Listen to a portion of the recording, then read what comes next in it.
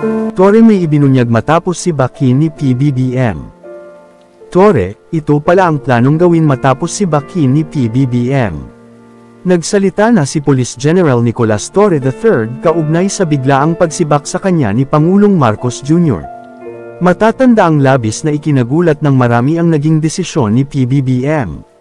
Nasibakin mula sa kanyang pwesto bilang PNP chief si Torre. Kung babalikan ay nitong Hunyo lamang kasi itinalaga ng Pangulo si Torre bilang pinuno ng PNP. Kasunod ng matagumpay na pangunguna nito sa pag-aresto kay dating Pangulong Rodrigo Duterte. Ang akala nga ng marami ay magtatagal si Torre bilang PNP chief. Ngunit sa isang hindi inaasahang pangyayari, bigla na lamang siyang sinibak ni Pangulo.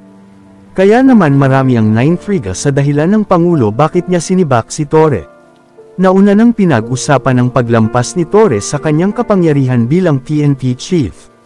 Nang ipag-utos niya ang pag-reshuffle sa ilang mataas na opisyal ng PNP. Ngunit nag-iba ang takbo ng usapan ng umugang ang haka-haka na ililipat lamang ni PBBM si Torre sa ibang posisyon sa gobyerno. Isa nga sa usap-usapan ay di umano'y itatalaga bilang bagong direktor ng National Bureau of Investigation si Torre.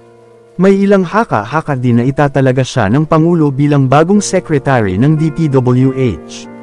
Nasentro ngayon ng matinding kontrobersya dahil sa mga katiwalian na kinasasangkutan nito.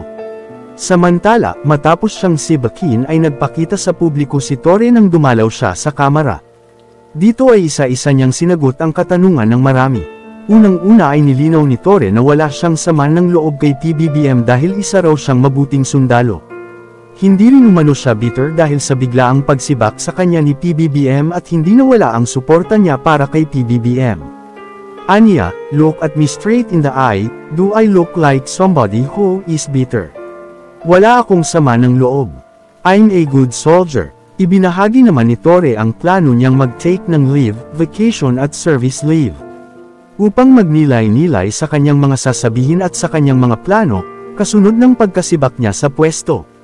Anya, I look a live, which I will do I think will be the second time in my career. I'm thinking about how long it will be, since it is for the approval of the chief PNP. I'm planning to use the maximum leave authorized, my vacation leave, my service leave. Obviously, I need the time. I need the time off, I also need the time off to answer reporters.